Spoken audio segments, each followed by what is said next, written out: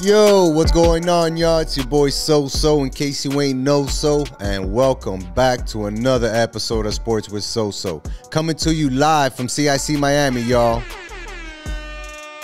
Make sure you guys are subscribed to our YouTube channel and following us on social media as we continue to bring you the latest in sports. This week, another dope episode. We got a special guest joining us to talk some basketball with the Olympics going on. Joel and I break down UFC action that happened this past weekend. And of course, we bring you guys that local flavor to keep you guys in tune with Miami. It's time to take a ride, y'all. Let's go.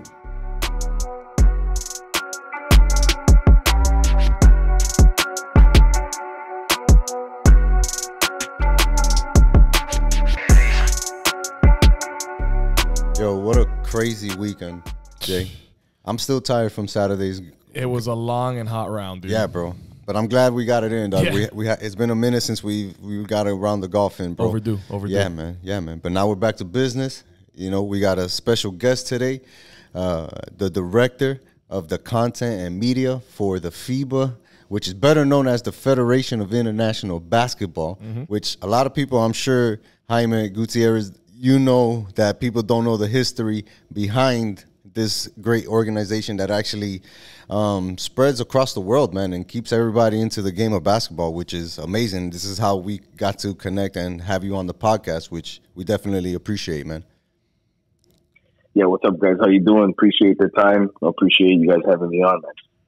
Yeah, no doubt, man. I know that I follow your work pretty closely, man. I see you on Instagram and see all the hard work you put behind the scenes there to create this type of content that people get, and they see the interviews and they watch them and hear, and they get to see their favorite basketball players, but they don't know what it takes to get that interview and sit down with an athlete like that for 10 to 15 minutes and just sometimes not even that long and just get to pick their brain, man. So tell me how you came across that and what you get the most out of it.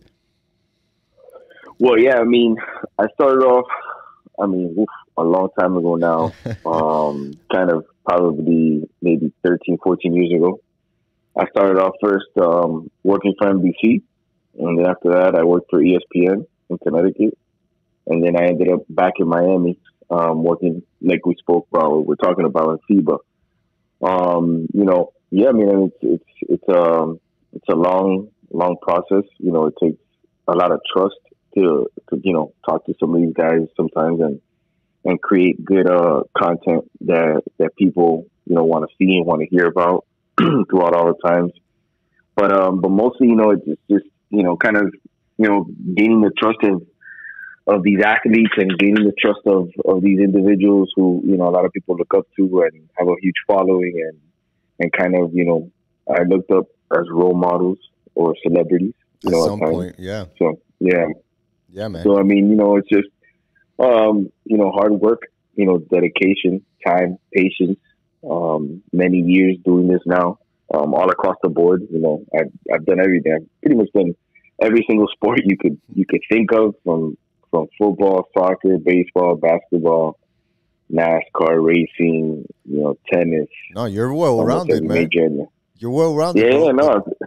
Yeah. But it happens when you work for huge and successful companies like NBC and ESPN and even where you're at now. You get to be exposed to a lot of different things that are available to you, resources and whatnot, and that just makes the job more interesting, a little bit more difficult, but it definitely keeps the passion going, bro, and we see it in your work, man. It definitely exposes you to a lot, throughout your career. Like I said, I had the opportunity to do a lot of events, a lot of work with a lot of people. I don't take it for granted. Never, because you never know when you might not have that opportunity then. But yeah, man, done Super Bowls, done World Series, done NBA Finals, traveled all over the world, done Olympics, everything, man. So, just blessed to represent Miami, 305, the house here. And just, blessed to, a lot of people respect, what I do. For sure. No doubt, man.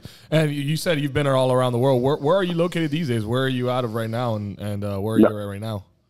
No, I'm in Miami right now. I'm in Miami. I was born and raised here in Miami. So, back in Miami because the FIBA office, the new FIBA office is here in Miami. It was originally located in Puerto Rico, but I wasn't working there yet. I wasn't working for FIBA yet. And then when it got moved here to Miami, that's when I kind of took over, the position that I have now. But I'm in Miami and, just kind of always, planning and, coordinating and kind of doing a little bit of everything for the next event that we have coming up. Gotcha. You look like a busy guy, man. I'm looking at your Instagram right now, at J Gutierrez FIBA on Instagram, and you're always on the move, brother. There's not a lot that you don't do right now, from different courts, backdrops and different people that I see you in pictures with. You're definitely a busy guy. No, for sure. And he mentioned the Olympics, and that's when I really got intrigued in that one little snippet that you posted of a certain player, but I'm saving that for a little bit later. I want to get into your thoughts on what you saw happen in between the game with USA and France. We know that USA ended up losing 83-76. Bam locally had a great game, looked really well-rounded, which is something that as Heat fans we've seen a lot locally. But I wanted to get your thoughts on what you saw overall from the team and like how it's different in those international rules, because a lot of people are used to just seeing the NBA, but when you get that international flavor or those international rules, a lot changes for these guys. Yeah, so, first what I saw was, obviously, I think what a lot of people see currently is like a team that hasn't really played a lot within each other. All those guys just kind of came together like maybe a month ago. Because obviously they've all played in the NBA for different teams, except for a couple of guys who are teammates.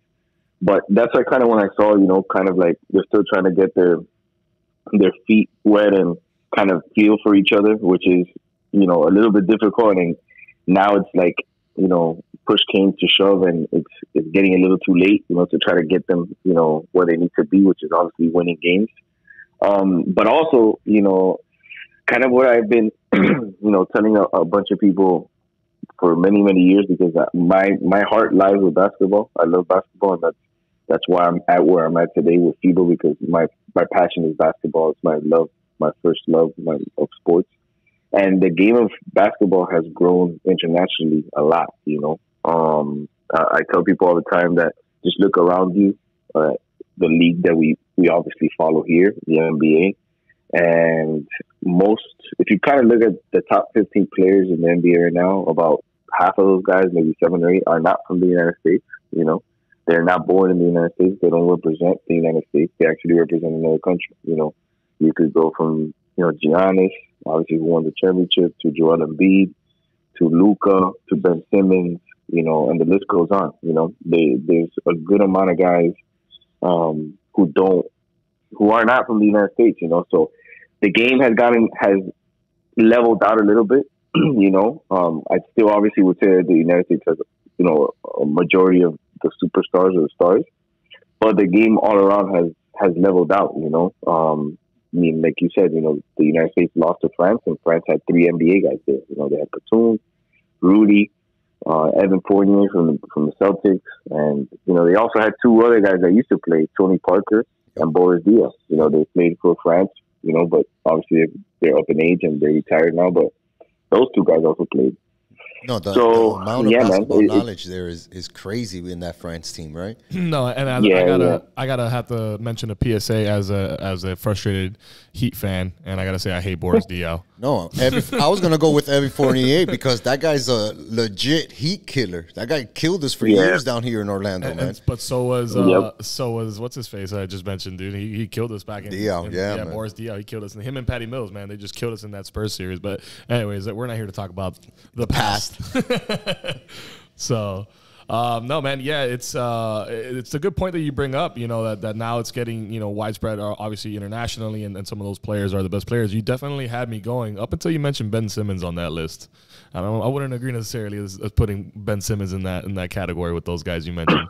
Well, no, of course, I'm not saying he's a top 15, 20 lock kind of guy, but he's still a great player, and he's he's not playing for Australia just because he declined to play for them. But in reality, he would have played for Australia, who's in the Olympics right now. Right. And he definitely would have been the best player on that team, Brent. That guy's a lot of people want to give him slack for his performance in these past playoffs, but you still got to remember he's a young kid, didn't really get college experience, so he doesn't have a lot of experience playing against top tier NBA talent.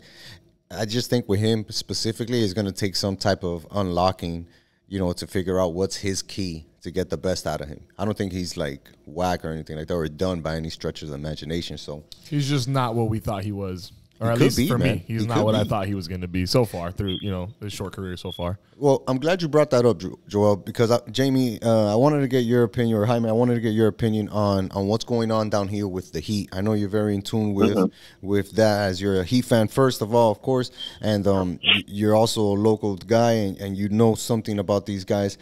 Tell me what you think with the Heat in the position they are, with ability to make cap space or double down and lock down some of the players that we have here, like Duncan and Nunn. What do you think the direction they're leaning at? I mean, I think we'll be able to tell a little bit more after the draft, in the next couple of days, what they're really going to do. I think what I'd like to see them do, or, I guess all of us would like to see them do, is obviously acquire another big name, star. Obviously, we like here in Miami. Right. But I don't know. I mean, it's kind of hard because I'm one of the guys. I'm like one of the only guys who, I continue to say I like our young assets. I like Hero. I like Precious. I wouldn't mind keeping Duncan, even though if we could try to work over in the cap space. But a lot of people don't agree with that. A lot of people want the Kawhi Leonard because of free agent. Bradley Beal may be on the market. Another name that I've seen thrown around there is Brandon Ingram, Shea Alexander. So I don't really know. I mean, honestly, it's kind of difficult to see what they're going to be able to do, because in reality, they don't have a lot of cap space. They have some, especially if they do the decline, the team options that they have. Right. And it frees up more cap space, obviously. But I just don't know how. I really don't know how they could acquire another top tier guy without giving up a lot. It's going to take a lot, to acquire. I mean, look, Bradley did it with Butler. Right. He found a way to do it. So I have some faith that he can make it happen again. But it's still. It's still really hard, It's still really difficult, to try to see how they make it work. For sure. Because you mentioned the draft being an important stepping stone that has to take place for a lot of these teams. But more often than not, and especially in these last recent years, we've seen not necessarily teams make a lot of moves, but players make themselves available or state what their intentions are a lot sooner than what traditional NBA free agency would take. So with a guy like Bradley Beal, who you mentioned, even a Mike Conley who's available, Chris Paul can opt out. There's a lot of movement in that point guard area, and I think that's the area that not only the fans are focusing on because they see it as such a dire need down here, but the wealth of point guards that are available. It's like, damn, if we don't get one now, when are we going to get one? And the one particular that I wanted to ask you about is Damian Lillard, because I saw that you did get a chance to sit with him and talk to him for a little bit on camera.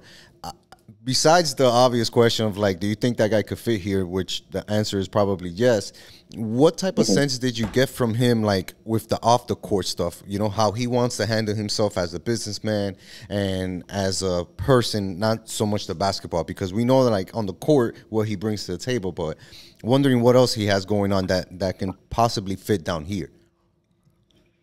Well, you know what? I got a chance to talk to him in Vegas for 15 minutes, 20 minutes. He's a great dude. He's one of those guys that he's just humble and keeps it 100 with you. I mean, he's very passionate about. Yeah, I could tell that he's very. I don't know him that well. That's the first time I ever talked to him, but I could tell he's very passionate about the mark and the legacy that he leaves behind. Not just like you said on the court, but off the court too. Because he's a very big kind of like community guy too. You know, he comes from Oakland and he loves his city. You know, and he's always representing, you know, his town and his people. Right. I mean, I think he would fit in perfectly. You know, we could make it work. Honestly, Right. I think he'll fit in like a glove just because. You know, obviously here's, you know, we have a city where we're very passionate about the basketball we have here. You know, the community is a very, obviously Miami, you know, that we have a unique community here in Miami because of so much like different type of cultures we have. So it's something that I know he'll probably like enjoy, you know, because we're so culturally like, you know, diverse.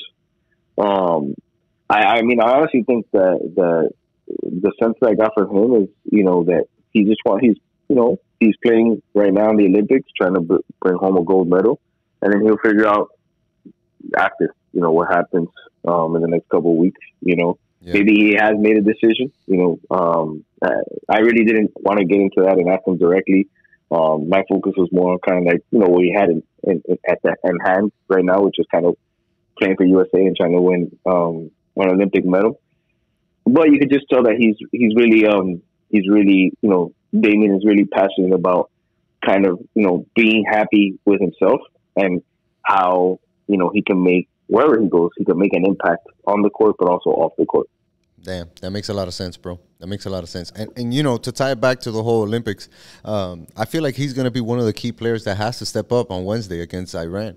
You know, that point guard play is guard play in general, usually in international basketball, so key because you're shooting so much from three. You know, we saw KD miss a three. We saw, who else? Zach LaVine missed a three. Drew Holiday too. Drew Holiday missed a three too, and it was like, man, you know, if those are shots that I would feel way more comfortable with, like obviously a KD, I feel comfortable, but a Damian Lillard be definitely before those other two guys, you know. So I feel like he's gonna be one of those guys that has to make the big impact and have 20+ point games and stuff like that for the U.S. to be dominant, like we should expect them to be. Yeah, I mean, look, I don't think they'll struggle against Iran. You know, I think they'll be able to you know, come out with a victory. You know, I don't think they're just gonna go ahead and crush Iran either. Right. But I do think that they'll come out with a W. You know, the last game against Czech Republic, that's the one I'm like, I don't know where I'm at there with them yet. I think if they get a little bit of you know, a momentum of rhythm from the Iran game going into the Czech Republic game, right, it could be of huge help just because they'll be like, all right, now I know, or they'll be like, now we feel like where we're at, you know. And then, you know, obviously they'll be second in that group, because obviously I don't think they're going to be able to catch France, you know, now, because I think France should be able to win the last two games.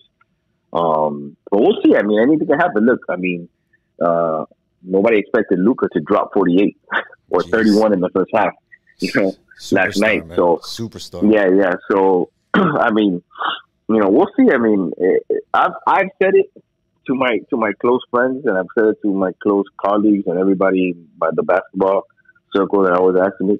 I feel that, you know, Slovenia is a team that can win it all. Yeah. They can literally win. They can win the gold medal. And yeah, you know, people are gonna say, yeah, but USA has the stars and they're studs and this and that.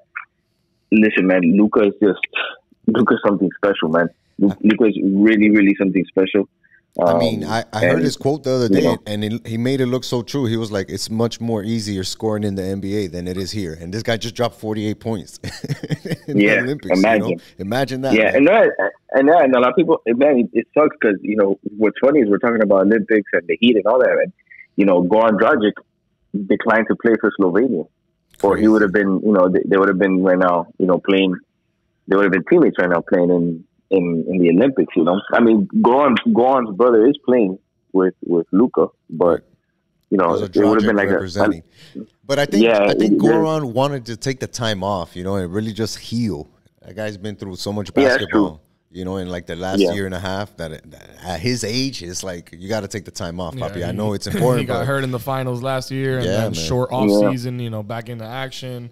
A long season for the Heat, when, you know, battling. Right. Yeah, I'm sure. Yeah, he probably wanted to take some time off.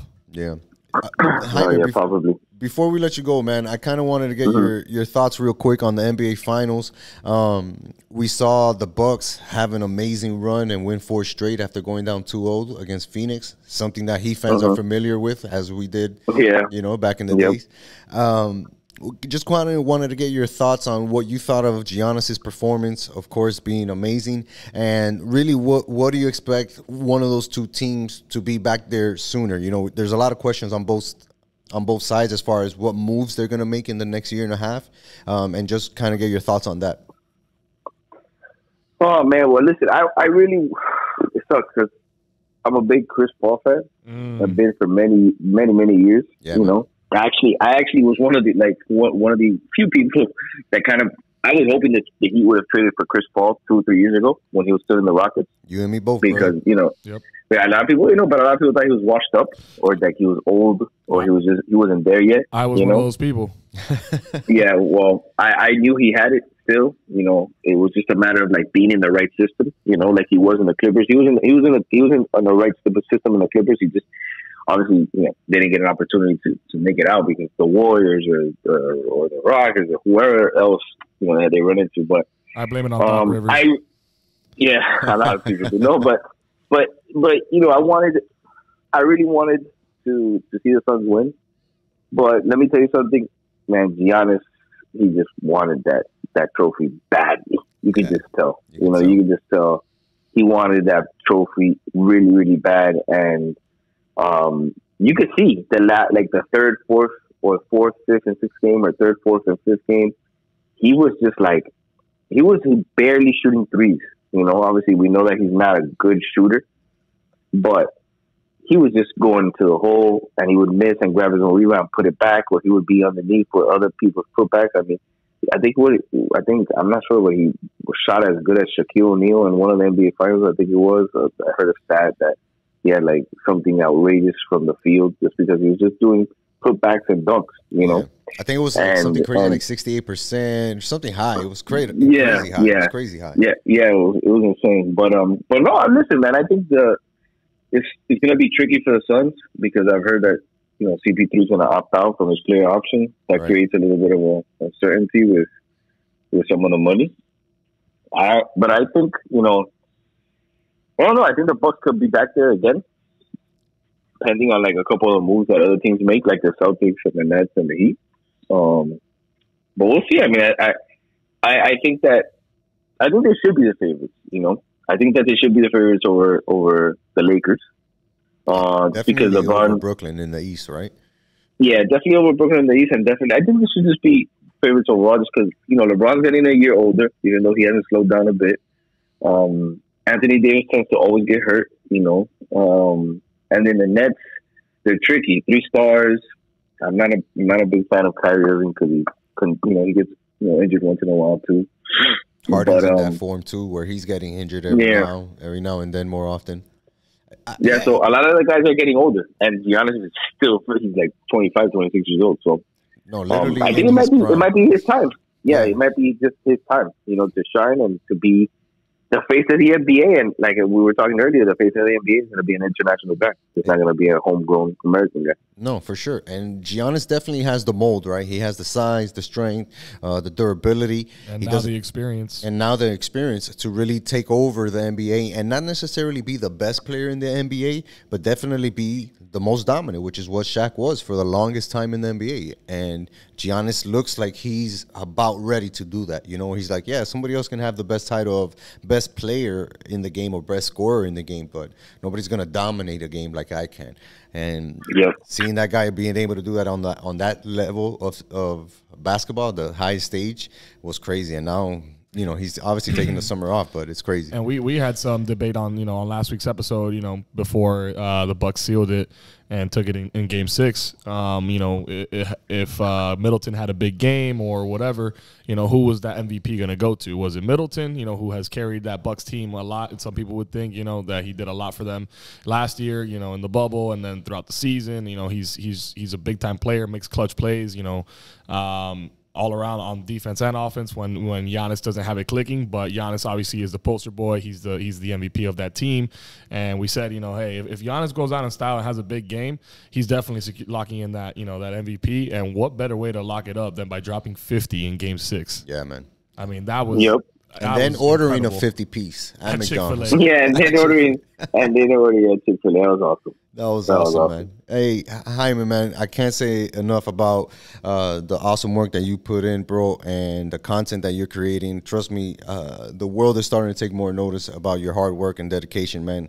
And we're going to do our best here on the Sports with SoSo podcast to make sure that all of our followers are definitely paying attention to it, man. So, again, thank you for jumping on with us, bro. Yeah, make sure you guys follow him at J. Gutierrez FIBA on Instagram.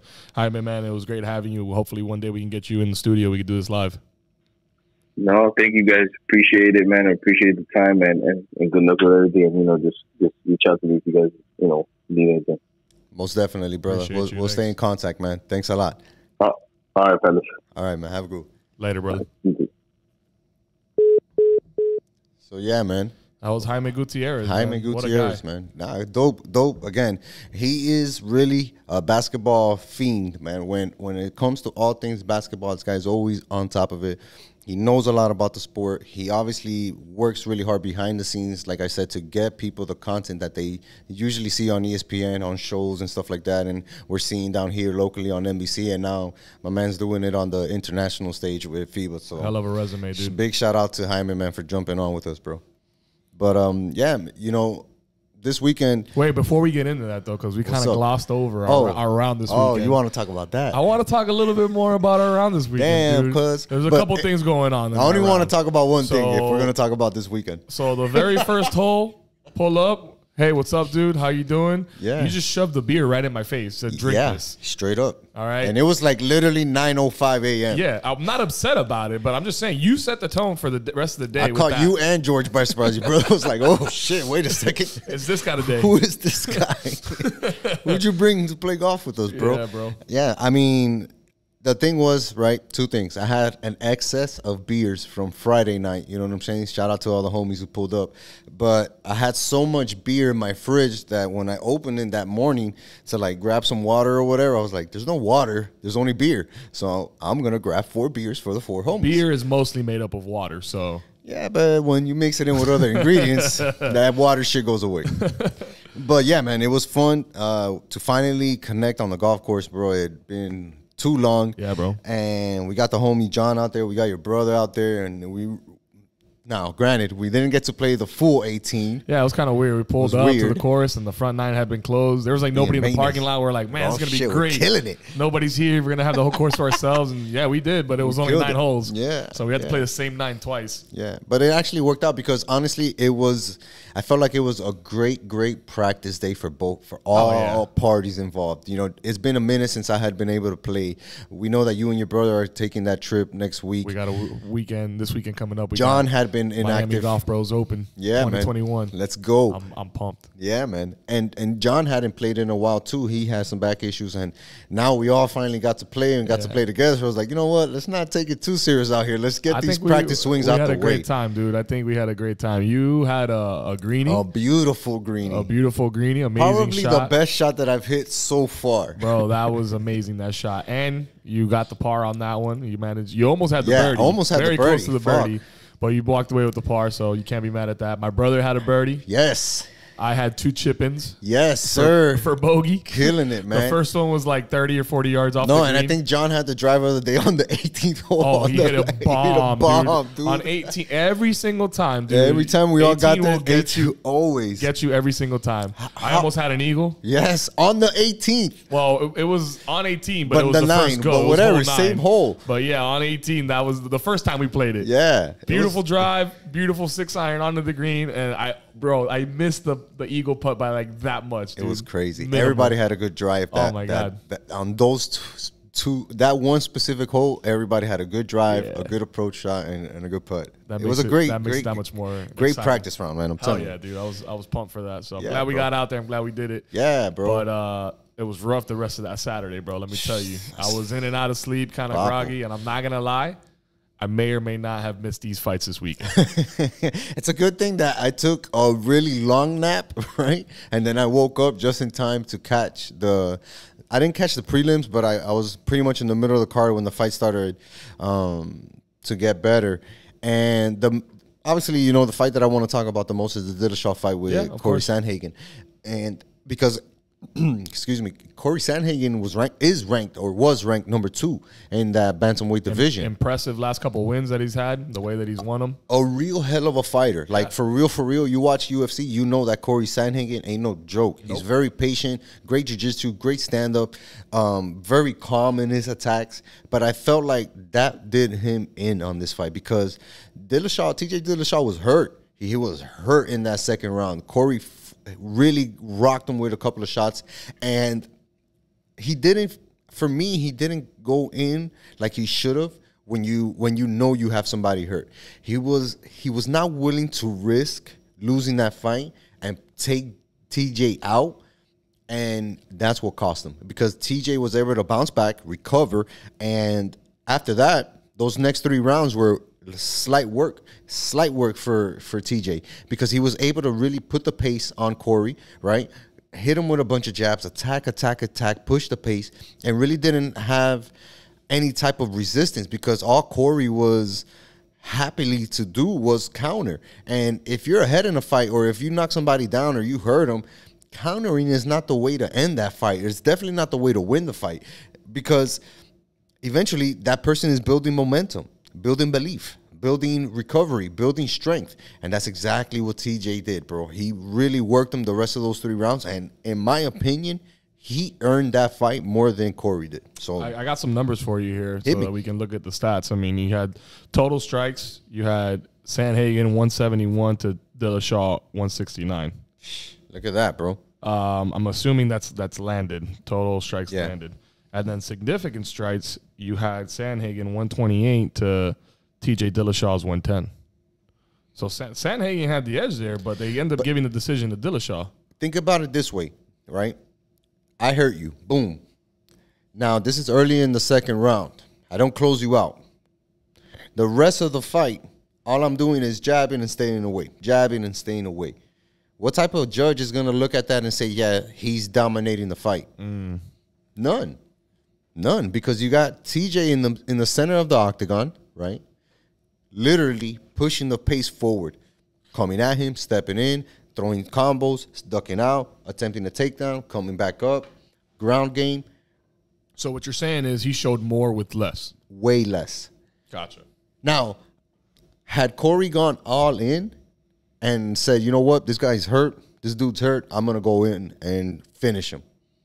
Had he done that, he probably would have got Dillashaw out in the 3rd round. But, again, and if you got to know who you're fighting. Dillashaw is an ex-champ, a UFC fighting veteran, has been in all types of wars.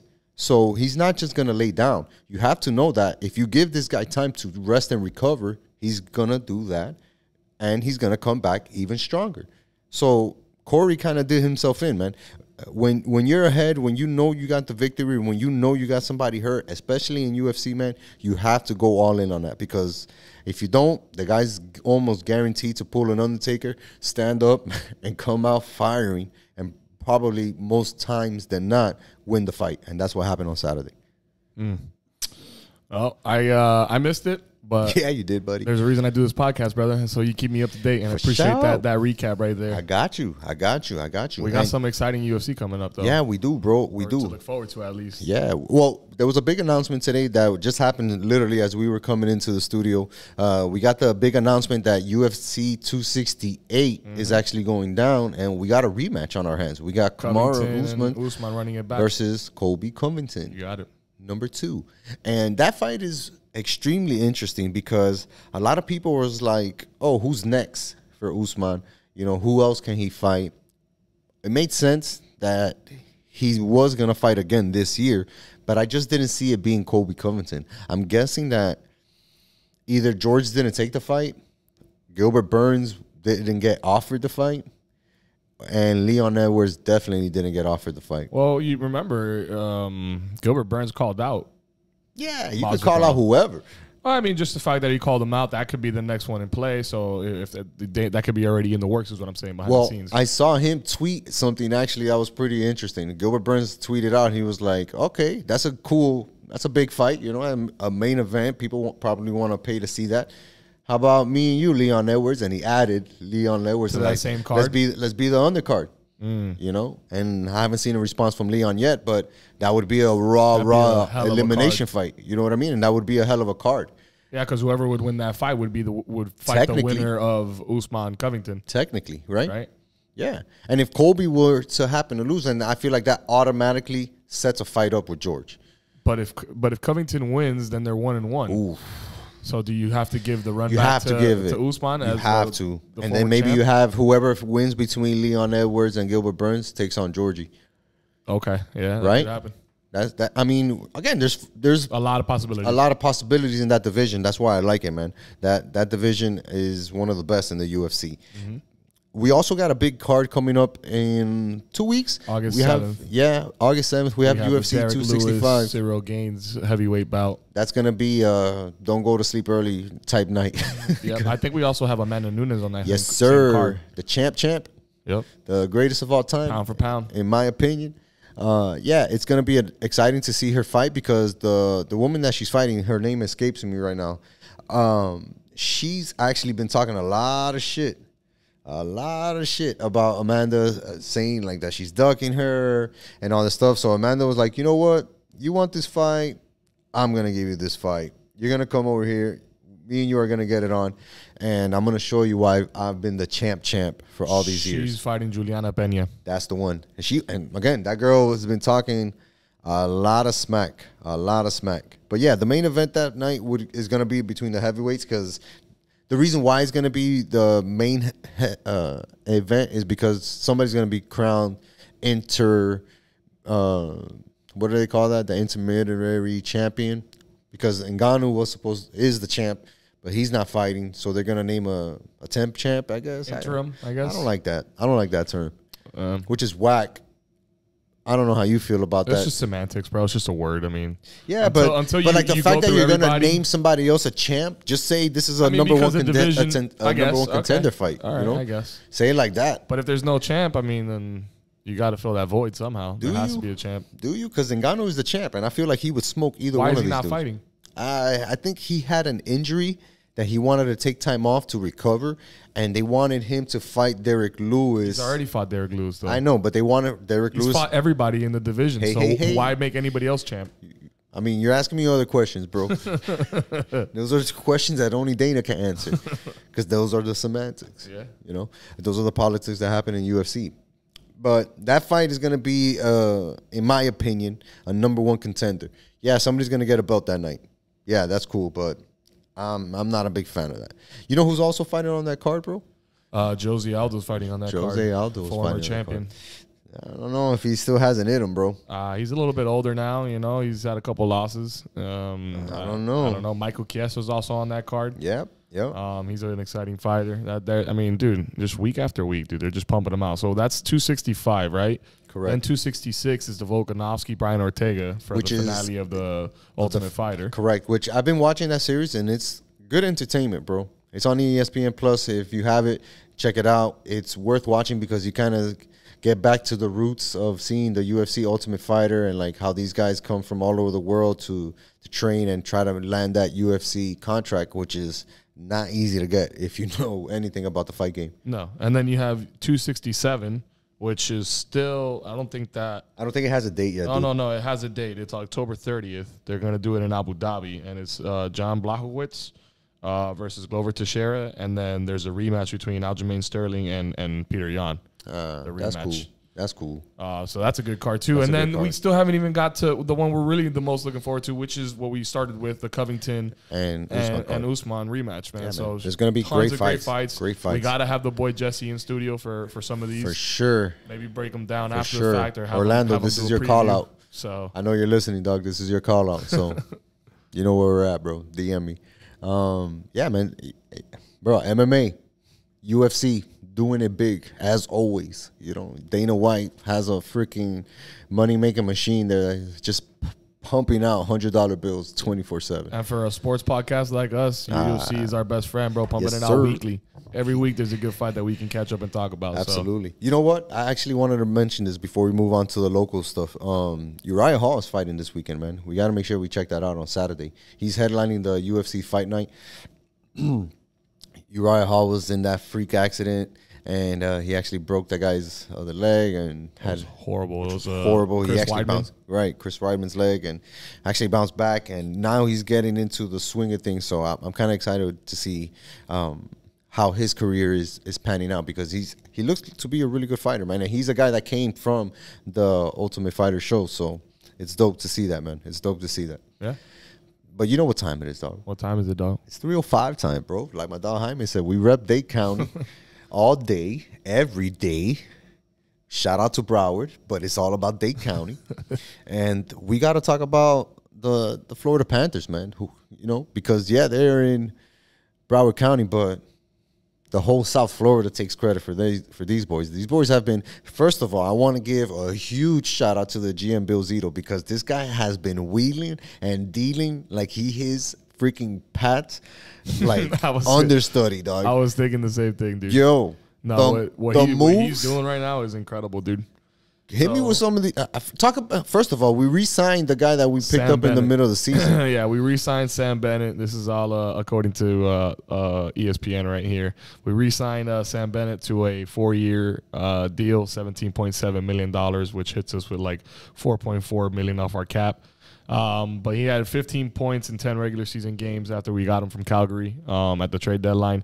He's only 25, and like I just said, he's a significant goal scorer, so we definitely need somebody like this. And he's not even our best offensive threat. He's going to be leading that second line, because we're going to get Ekblad back, full, healthy Ekblad for a full season next year. Yep. And the depth that this guy Zito is creating on the squad is like and balanced, right? And so he goes and signs him, gives him that 4-year deal, right, for scoring. We know we still got Ekblad when he gets healthy. But then he goes and he re-signs defensive men Lucas Carlson and Noel Juleson for next season. So he's stacking up on defense. He's doubling down. He's not, not letting go of some of those important guys. But he knows why, because the defense was the suspect part of the season. We had inconsistency at goalie for sure. We found our goalie of the future, but he's just not ready to be between the pipes just yet.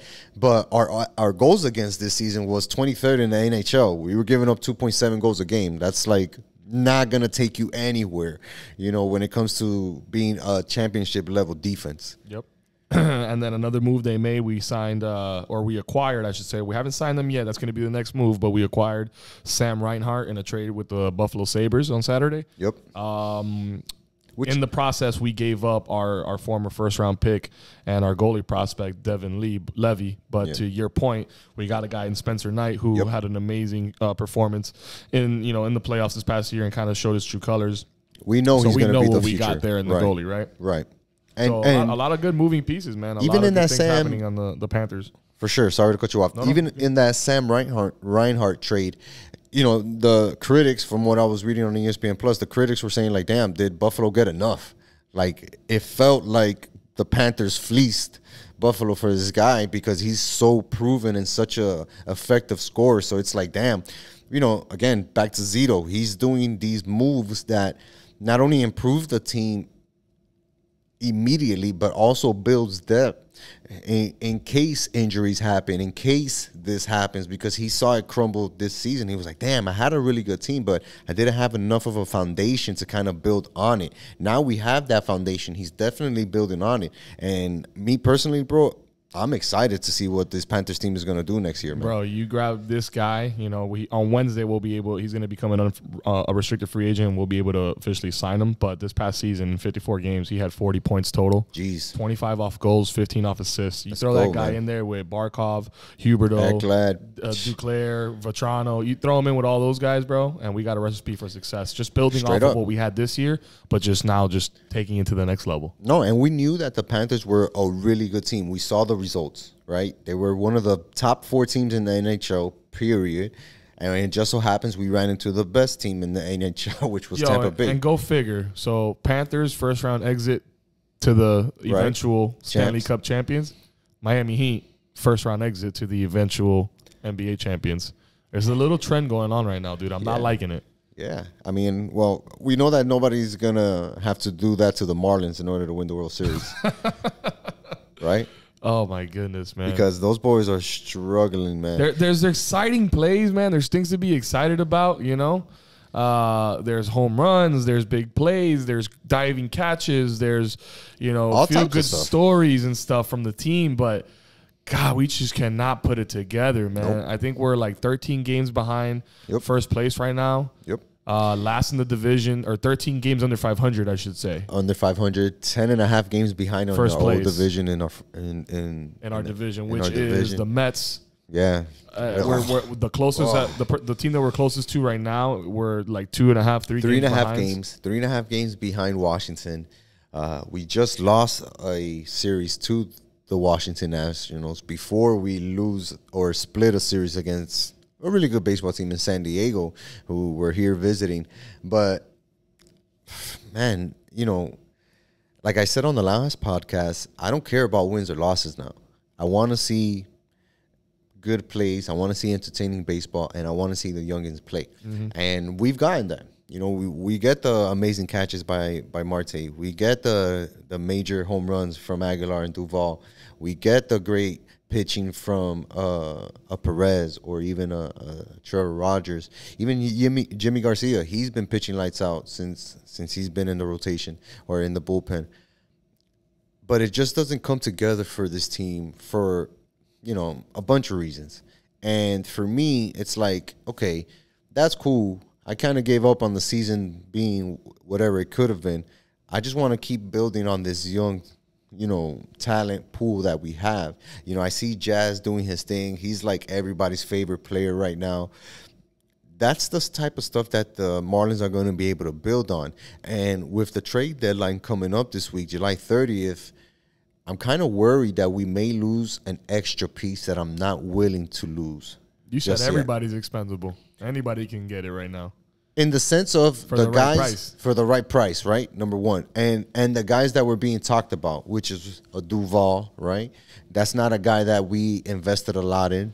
So it's like, yeah, if I can flip you, I'll definitely flip you. Same thing with Marte. He's a guy that we really bought low in or on, and it was like, hey, you know, if you can prove that you're going to be XYZ, we'll take that. And he's done it.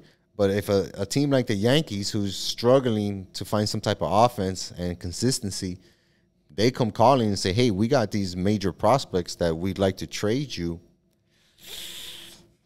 you kind of have to, like, pull the trigger on one of those trades, I feel like. Because for the Marlins to be talked about so much in these trade rumors and stuff like that, that shit leads me to believe that they're going to get a trade done. Something last minute. Something's going to happen where a team's going to call, make a great offer, and we're going to just say, you know, that's too big to pass up. Sorry, Aguilar, you got to go. Sorry, Marte, you got to go. Sorry, Duvall. Or even a Cooper. I saw Garrett Cooper. I saw Jimmy Garcia being named, and it's like, well, shit, thank God it's not Trevor Rogers being named up there. No, never. That's for sure not happening. Yeah, but I can definitely see, to your point, you know, the more and more we've talked about it, the more and more it makes sense. You know, a guy like Duvall, we bought him low, we can sell him high. And that's the game. That's the name of the game in baseball. When you know you're not contending, it's like, all right, I have to clear house somehow and get new blood in here, even though the guys that are here are great guys, because all of those guys that we mentioned are really great club guys. You can tell that this Marlins team has a real unit. You know, they're not just, oh, you're good, I suck, this guy's whatever, he's cool, these people hang out together. No, the whole squad really gets along. The whole squad has a great vibe. So all these guys are really good inside the locker room. There's no issues there. But at some point, you have to improve the baseball team. You have to improve the baseball team. That's the whole point, right? And if you have to give up something now to get better a year from now, then so be it. Make the move and let's see what Jeter can do, because, man, we're seeing all these other owners and GMs. We got to see what Kim Ang can do. We see all these other GMs in our local area. Panthers making moves. Heat getting ready to make some moves. Dolphins talk about getting some moves. The Marlins have to keep pace, because if they don't, then they're going to be an afterthought. And right now they have the opportunity to staple down and say, you know what? hey, Marlins fans or fringe baseball fans, we're going to bring you in and we're going to make you fans this way. Look at all these great talents that we have. Look at all these great players that we're building on. And look how exciting it is to see them play. It starts with winning games, though, man. We got to make it happen. For sure. And it definitely starts with not losing 18-1, which I had to just throw it out there. Last week's episode, we recorded it. They were down 8-0 in the middle of the podcast when we noted it. And when that game was all said and done, brother, we lost to those Nationals 18-1. And they're not even a powerhouse, bro. That was a beating. That was a beatdown. That was a beatdown. We can't have that. We can't have that. Nope. But we got to start locking in some dubs, man. They got to bounce back. And like you said, it counts with the winning. All-Star break is done. It's the race for October right now, you know? Yeah, so. Let's see what if we make some trades on this trade deadline coming up this week. We're gonna have to keep an eye on it, man. See what happens. At least, like you said, get us in shape for next season. For next season, absolutely. Get the pieces in place for next season. Yeah. Talking about next season is already here for the Dolphins, bro. Training camp is opening all across the NFL. We got some drama as usual. Howard still sitting out. I mean, eventually that's going to cost them bread. We saw that it was going to cost Aaron Rodgers $50K a day to not show up to practice. That's $250,000 a week for those guys who failed math. That's a lot of money, dude, for anybody. Yeah. And I know that Xavier Howard ain't getting paid off of the football field like Aaron Rodgers is. You know, I don't see Xavier Howard in no State Farm commercials. You don't got his OnlyFans? You're not subscribed? I guess not. I mean, what you do on your time is you, bro. Yo, crazy OnlyFans, dude. Crazy OnlyFans. I guess I'm gonna have to take your word for it, man. I'm gonna take your word for it. I'll give you my credentials. No thanks. No thanks. But his drama is kind of upsetting a lot of Dolphins fans, and it's really, I feel like I see it a lot on Twitter, especially. By the way, if you don't follow me on Twitter, must do so. Sports with SoSo podcast. I'm always tweeting funny stuff about sports. But I've been noticing on Twitter that there's a lot of divide. A lot of people are like, just get rid of this guy. We just paid him. You know, like, why is he complaining now when this is an important season for Tua and, like, making all this noise? Then there's the other side of it, which is like, yeah, pay the man. He's our best defensive player. What are we going to do without him? The defense is going to suck. I find myself flip-flopping back and forth. But at the end, I remind myself to be like, at some point, he's going to show up because he's not that rich.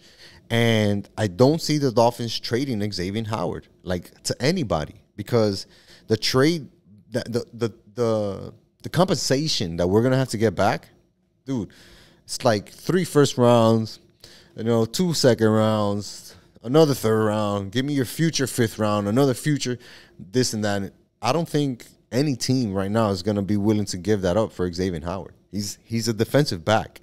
Now, if you tell me he's the missing piece to the greatest defense on earth, all right, maybe you go make that trade. But most Super Bowl teams aren't really looking to get a cornerback to help them push them over the edge to make that Super Bowl. Do you think? I mean, who just won it this past year? The Bucks. Yeah. The Bucks had a good defense. Of course. Mostly on their front line, on their front, like their defensive front seven. Yeah, their front seven. Then you got the Chiefs, right? The Chiefs, could they use a DB? Yeah, they can always use a DB. I feel like, teams could always use them, but are they willing to trade? Like, yeah, exactly. It's like, at what cost, right? If it's a team that definitely, that's the piece they're missing, that they're missing one lockdown defensive back, you go for that. You sell the house. It doesn't matter. You need that piece in order to get your return. But other teams, I feel like it's pretty, hey, we can move guys around, or we can draft somebody, or, you know what I mean? Like even the best are going to get beat. So it's a matter of your what's the word I'm looking for here? Shoot, I'm blanking right now. All right. Point of diminishing returns. Okay. You know what I mean? Like, how much are you going to get back? Right. You know what I mean? Right. For giving up all this, is the juice going to be worth the squeeze, essentially? Right. And with Xavier Howard, it's kind of, you can point to things that say, yes, this guy would be worth that trade. But in my opinion, he's that great, but teams on the offensive side are A, going to always have the advantage, and B, they'll be able to get away from him at some point. At some point, they're going to be able to get away from him. A really good team is going to have, like the Chiefs, they're going to have a tight end. They're going to have multiple wide receivers. They're going to have 3 guys that you got to cover downfield. Somebody's going to be open. You can only cover one guy. Somebody's going to be open. For the Dolphins, I really feel like they're probably working behind the scenes to say, yo, X, give me a break, bro. I know you want a new contract. Here's what we can do. Play the season out. We'll figure this out. We'll give you X bonus. We'll give you this. We'll give you that and the other.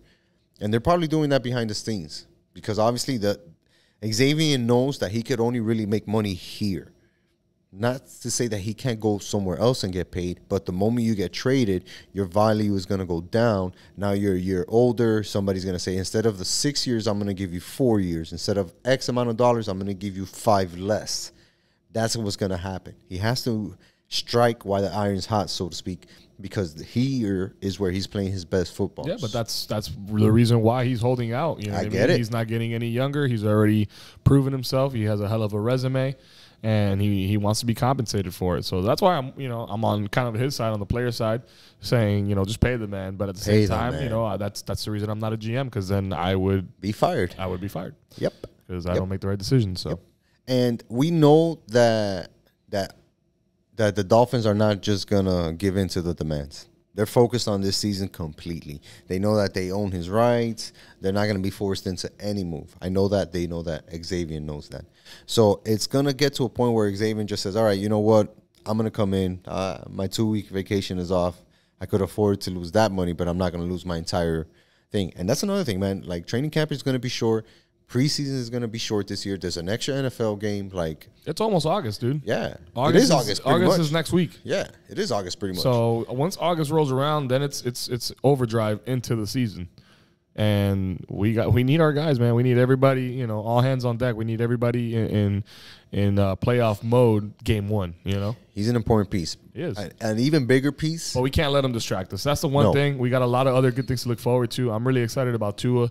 I really hope he makes a leap of progress here in this second year, his sophomore year. Usually we get that sophomore slump. Yep. You're right. Which is tough. We see that happen. We see quarterbacks or just players in general kind of regress in that second year. I'm hoping that we build off of all the good things that he had going last year and not so much, shining a light on all of the negatives. If we had to point to 3 things this year, right, that would ultimately lead to the biggest success that the Dolphins can have, number 1, and the most glaring one, is obviously Tua. How good can Tua be? Because we have weapons. We have playmakers to some degree, and we should have, which is leading me to the second most important thing, a more cohesive offensive line. The second biggest thing for the season is the offensive line, and how good can they be? We saw flashes of it. Especially in the passing protection. They were able to keep Tua up a lot. This guy barely took big hits or stuff like that. Even Fitzpatrick barely took big hits. So they had injuries that kind of affected it towards the end of the season, where we're playing with like a mishmash of who's in, who's out. If that offensive line can stay consistent and healthy, then automatically that puts a bigger target on Tua, because it's like, okay, you can't count on that to be a negative. That's actually a positive. Now you have to build off of that. The last thing that I would say is not, and again, it seems like everything is focusing on the offensive side of the ball, but I feel like that's where we struggled last year, man. The biggest question, underwhelming. Right? Our defense was locked down. We had a great defense, right? We had on all aspects of the ball. Yeah, we struggled at times. There's certain teams that did better against us, like the Chiefs and stuff, who are offensive juggernauts. But the common underlying theme throughout the season was offense needs improvement overall. I mean, we had games where we had Tua starting, and he wasn't doing so well, and then we pulled him out, and then Fitzpatrick brought us back, with some crafty plays and stuff. Well, now we don't have that security blanket, right? That safety net of Fitzpatrick, a veteran that's going to come in there and do. When Tua's doing trash now, and then hopefully he doesn't, but if he goes into one of those spirals, well, you got to get yourself out of it now, young man, because the defenses can only do so much for you. So now you got to do something where you can turn this game around. Right. And we're going to see a lot, around that. And I think, to your point, the offensive line, and to keep it on offense, the run game. Boom. That's going to be the third one, man. Boom. That's the third one. We need to do something on the run game. Now, we've had Ahmed last year who, was kind of a filler for Myles Gaskin when he was hurt. He did all right. Is he the guy that's going to take us, to the promised land? Not necessarily. He's more of a grinder kind of guy. I like Myles Gaskin. We also made the signing of Malcolm Brown, who's like a big bruiser, like a 3rd-and-1 kind of guy. That's the Dolphins like having that big guy. That goal line back, short yardage situations. But combined, those 3 guys, I'm not completely sold on that backfield. No. And that's why I was going to say the running game is the third most important thing. And it leads up to the performance of the offensive line, and it leads up to the performance of Tua. If Tua is really good and accurate, right, and the offensive line is playing well, then by product, the running game should be just as good, if not better, than it was last year. And last year was damn near non-existent. Yeah, we didn't. And we won a bunch of games without a run game. And we won a bunch of games without it. But this year, with, like you said, and I don't like the word, the safety blanket. Nah, that's all predetermined coaching decisions. All of it, for sure. Because if not, we would have seen a look of surprise on Fitzpatrick's face, and we never saw that once when it was like, hey, get in there. Never. Because he knew that was part of the game plan. If this dude is struggling or it looks like he could hurt himself or not looking comfortable, hey, Papo, sit. Yeah, but there was a look of surprise on his face when we first made the announcement that we were going to replace him with Tua, even though he was the one that had just had the hot start to the season. Again, that's predetermined by coaching. And the coaches are only gonna tell you what you need to know. And what Fitzpatrick and Tua both needed to know last year was, this is going to be interchangeable, and we're also going to eventually put Tua at this level. It could be week 5. It could be week 15. We don't know. That all depends on XYZ. So now, both of those guys knew what that game plan was. This year, again, everybody in that quarterback room, everybody on that offense, they know what the direction is. We're going full in on Tua, and this is the guy. So now we have a full training camp, because last year we didn't have that. A full preseason, we really didn't have that last year. And Tua's going to be able to build off of that. A lot of harsh critics on this guy. But when we drafted him, everybody was super excited and super pumped. And he showed all those flashes. We got to give this kid time. So I feel like that whole thing last year was predetermined. It was like all these extracurricular things happened, and now we have to deal with it. Now they dealt with it. They have a for sure game plan for this year, which is give Tua the offense and let him go. And we're going to have to see if he's, A, really good and can make those quick decisions like we saw in college, or B, if he flops. Either way, we're not really tied into him too much, which is great as a Dolphins fan. Because if he works out and he balls out, boom, we got a quarterback, and we're going to be able to win games. If not, it's like, see you later. Let's go get another one. We still have a and we can trade, core, and we have a young core. We have options. We have picks later on. Exactly. I hope the first scenario is how it plays out. I hope Tua's our guy. Me too. But it's nice to know that we have a lot of picks in store for the future, and our at least our front office is heading in the right direction.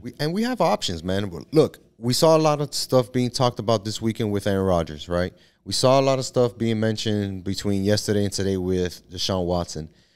Quarterbacks are being moved, Quarterbacks are being moved. Eagles are interested in looking for a quarterback. Broncos aren't really sold on their quarterback. Even the Raiders were like, hey, I heard that Deshaun Watson may be available. What do you got? Would you guys take Carr? And these are all starting caliber quarterbacks in the NFL. There's going to be movement. And now is the time to know what you have in that position, right? So that you're not tied into it deep into the long run and can possibly get out of a potentially bad situation. And I feel like that's where we're at with the Dolphins. We're going to dive deeper, as the season gets a little bit closer and we actually get to see him in training camp, because there were a lot of reports about him looking bad in practice, the 7 picks, the this and that in the rain, and then he bounces back. All of that shit doesn't matter. Yeah. The only thing that matters is when they have the pads on and they're hitting. When that's happening, then it's like, okay, excuse me, that's the time to evaluate. When they're hitting each other with pads, because that's the realest thing, the closest thing that you're going to get to an actual football game. And at that point, we'll see where his progression has come. But even still, it won't mean nothing until we're in week 1. The game has started and he's behind the center and says hike and gets that ball in his hand for the first time. Then we're going to know what really happens. But those 3 things that I mentioned, Tua's performance, the offensive line being better, and finding some type of running game are going to be the main things that I focus on for this season as a Dolphins fan, because that's where I want to see their improvement. The defense, I'm not worried about. I know what they got. They're going to be Gucci. The offense, oof, that's a different story. A lot of question marks. A lot of question marks. Man. Well, we got just over a month until the first game of the season kicks off, man. I couldn't be more excited. Like my dog Bart Scott famously has said, can't wait. That's a hype clip. We should have that. We got to sign. We got to get that soundbite in here, bro. I love that soundbite. Yeah, we might have to pay a lot of money for that. So wait. Okay, I'm going to cancel that. I'm going to executive decision. Let's put a pin on it. Well, that happened. So did happen, maybe that's a good sign that we got to wrap this up. I hope that just happened too. I wasn't paying attention. I wasn't either, but yeah, it looks like the end of this YouTube video is going to be audio only. And that brings you to the end of the podcast. That's right. Man, Jay, let's wrap this up, dog. We had a great time today. Shout out to Jaime Gutierrez again, FIBA, for joining us to talk some basketball and some Olympics. As usual, guys, make sure you guys are subscribed to our YouTube page. That's where all the episodes are going to be coming out on from now on. Yes, they'll still be on streaming platforms. That's good for the car, but we want you guys to check us out on YouTube. Look at my ugly mug, look at Joel's ugly mug, and be like, damn, I should have tuned into the Spotify or iTunes. Drop a comment, leave a like, subscribe, and most importantly, tell a friend. To tell a friend. To tell another friend. To tell one more friend about this dope-ass podcast that's on YouTube. Make sure you guys are subscribed to our YouTube channel. Check us out on all streaming platforms. Check us out on social media as we continue to bring you the latest in sports, y'all. And until next time, peace.